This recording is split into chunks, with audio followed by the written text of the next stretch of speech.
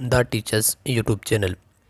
तीसरा लेक्चर हम देखेंगे और हरियाणा की हम एक पूरी सीरीज़ कर रहे हैं, बिल्कुल फ्री ऑफ कॉस्ट इसी यूट्यूब चैनल पर अवेलेबल है।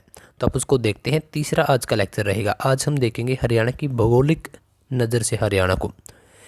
देखिए, सबसे पहले अगर हम बात करें, हरियाणा उत्तर भारत में एक स्थित राज्य है। यह रहा आपका हरियाणा। अगर हम यहाँ से बात करें तो ये हो गया आपका पूर्व, ये इस तरफ पश्चिम, और ऊपर की तरफ हो गया आपका उत्तर। ठीक है, ये रहा, तो बीच में है बिल्कुल, तो उत्तर में स्थित है। सबसे पहले तो आपको इस बात का पता होना चाहिए। अगर हम हरियाणा के क्षेत्रफल की बात करें तो 44,212 वर्ग किलोमीटर है।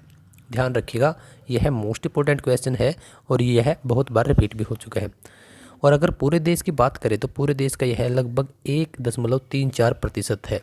तो आप देख रहे हो, लगभग 1% से थोड़ा सा ऊपर 1.34%। और लगभग पूरे इंडिया को आज के टाइम पे चला रहा है कौन? हरियाणा। चलिए नेक्स्ट क्वेश्चन। हरियाणा की राजधानी चंडीगढ़ है, जो कि केंद्र शासित प्रदेश भी है। और हरियाणा की जनसंख्या 2,53,51,51,462 है 2011 की जनगणना के अनुसार। चंडीगढ़ को राजधानी कब बनाया गया था हरियाणा की? 1 नवंबर 1966 को। यह भी आपको पता होना चाहिए। और जो यह जनगणना है, मतलब जितनी भी हमारी जनसंख्या है, तो वह 2.09% है। किसका? पूरी जनसंख्या का। 2011 के आंकड़ों के अनुसार 2011 में कितनी जनसंख्या थी? कुल 121 करोड़। तो आपको 2011 के ही आंकड़े लेकर चल रहे हैं। अगर जनसंख्या की नज़र से बात की जाए तो 18वां नंबर है, और क्षेत्रफल की बात की जाए तो 21वां नंबर है। जम्मू कश्मीर हटाने से पहले, क्योंकि जम्मू कश्मीर को कब हटाया गया है, मतलब कि यूटी में कब बदला गया है? 2019 में। लेकिन हम बात कर रहे हैं 2011 की। 2011 के आंकड़ों के अनुसार 21वां राज्य है, तो अभी भी यह 21वां ही माना जाएगा। ठीक है, तो चलिए, हाँ, अगर स्पेशली आ जाए कि जम्मू कश्मीर को हटाने के बाद, फिर अलग बात है, अदरवाइज आपका 21वां ही राज्य माना जाएगा। इतनी बातें आपको पता होनी चाहिए। अब देखिए, आप याद कैसे रखोगे, क्योंकि एक तो ये वाला पॉइंट और एक ये वाला पॉइंट, दोनों पॉइंट इंपॉर्टेंट है। आप इनको इस प्रकार से याद रख सकते हैं कि जनसंख्या, देखिए, इंडिया के अंदर लीगल मैरिज 18 साल की एज में है। तो 18 साल के बाद आप भी जनसंख्या बढ़ा सकते हैं, आई मीन कि आप भी शादी कर सकते हैं।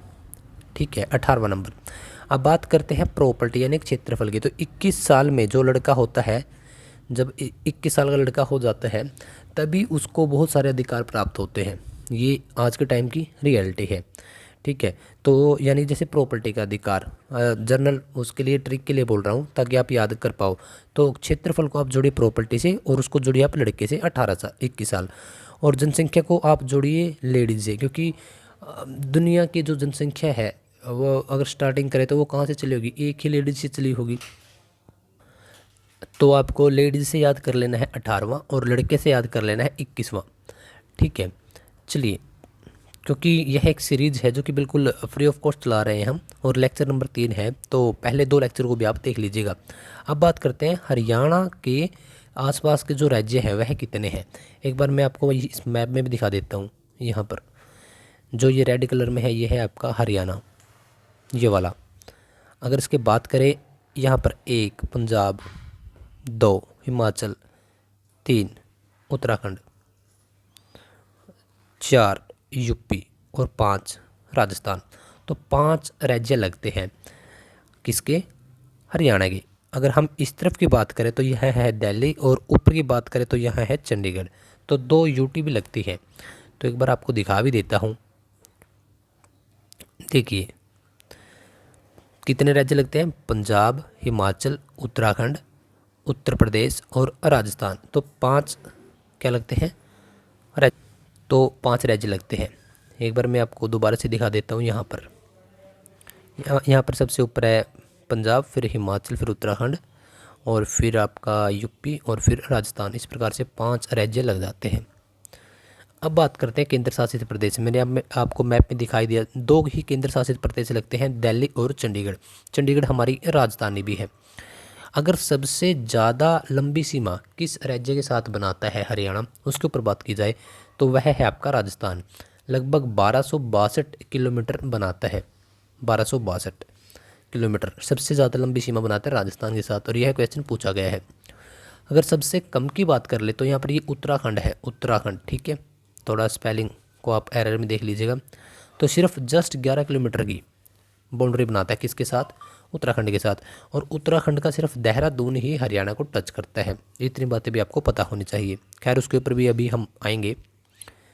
अगर कुल मिलाकर हम देखें तो 7 राज्य और केंद्र शासित प्रदेशों की सीमाएं लगती हैं। सबसे पहला उत्तराखंड का सिर्फ एक जिला देहरादून हरियाणा के साथ सीमा बनाता है, कितनी? 11 किलोमीटर की, जो कि सबसे कम है। चंडीगढ़ के साथ हरियाणा का सिर्फ एक जिला पंचकुला सीमा बनाता है। यह भी आपको पता होनी चाहिए कि चंडीगढ़ हमारी राजधानी जरूर है, लेकिन चंडीगढ़ के साथ सिर्फ पंचकुला ही क्या करता है? सीमा बनाता है। इसके बाद उत्तर प्रदेश के साथ और पंजाब के साथ और राजस्थान के साथ, तो यह जो 3 राज्य हैं इनके साथ हरियाणा के हर एक राज्य के साथ हरियाणा के 7 जिले टच करते हैं। इतनी बातें आपको पता होनी चाहिए। यूपी के हमारे साथ 5 जिले, पंजाब के हमारे साथ 6 जिले और राजस्थान के हमारे साथ 7 जिले लगते हैं। और हमारे यूपी के साथ भी 5, पंजाब के साथ भी 5 और राजस्थान के साथ भी 5 जिले लगते हैं। बेसिक नॉलेज है, अच्छे से इसको राइट कर लेना। इसके बाद हिमाचल प्रदेश के साथ हरियाणा के 3 जिले सीमा बनाते हैं। कौन कौन से? पंचकुला, अंबाला और यमुनानगर। यह 3 जिले सीमा बनाते हैं, किसके साथ? हिमाचल प्रदेश के साथ। और हिमाचल का सिर्फ एक जिला हमें टच करता है, उसका क्या नाम है? सिरमौर। अभी आगे मैप में भी आपको दिखाऊंगा। यह सिर्फ जस्ट थ्योरेटिकल बातें नहीं है, मैं आपको अभी दिखाऊंगा भी। सिरमौर जिला उत्तराखंड के साथ हरियाणा का सिर्फ एक जिला सीमा बनाता है, यहाँ पर भी हमने देख लिया था।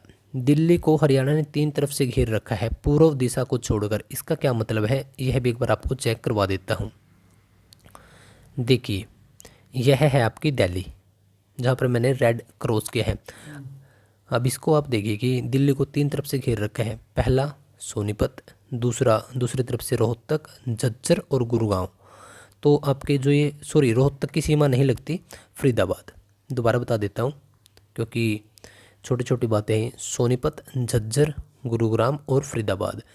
रोहतक की सीमा नहीं लगती, थोड़ा सा बच जाते हैं। थोड़ा मैप में जूम करके दिखाता हूँ, अगर आप देखिएगा यहाँ से इसकी सीमा नहीं लगती। तो दिल्ली को हरियाणा ने 3 तरफ से घेर रखा है। 3 तरफ से 4 जिले लगते हैं, किसके? दिल्ली को। सिर्फ एक तरफ से हम दिल्ली को नहीं घेरते, पूर्व की दिशा से, और वहाँ पर लग जाता है आपका यूपी। चलिए, और लास्ट पॉइंट है हमारा कि हरियाणा, ये जो हो गया कि हरियाणा के साथ दिल्ली के 4 जिले सीमा बनाते हैं।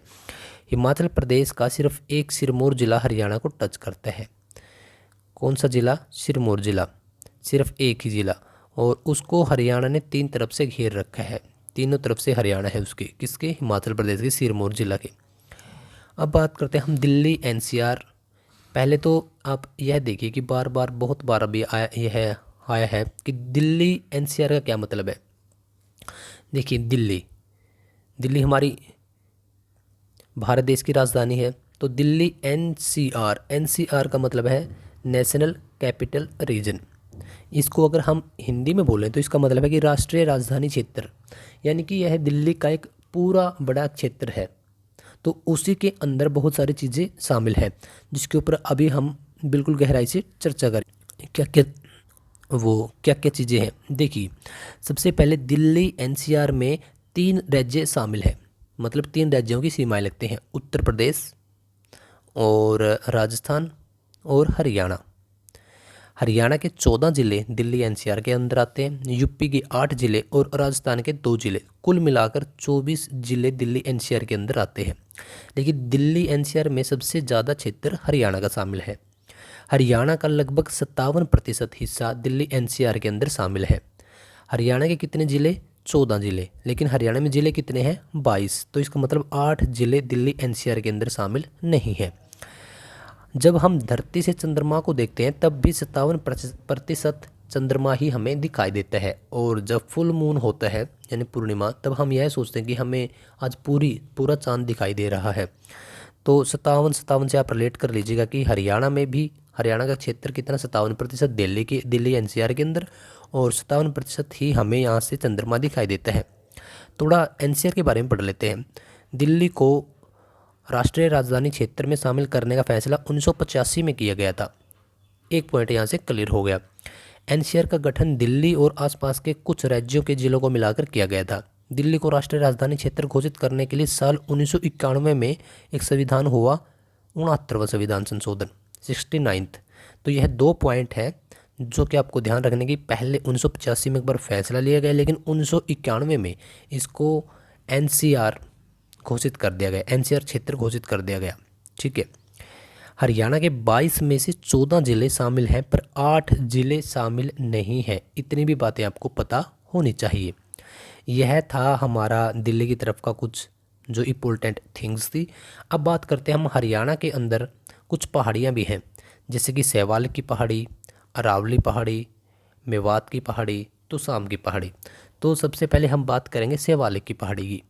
तो शैवालिक की पहाड़ी हरियाणा के ऊपर की तरफ है। ऊपर की तरफ कहाँ? पंचकूला की तरफ। ठीक है, तो पंचकूला की तरफ है। पंचकूला और अंबाला में इसका विस्तार है।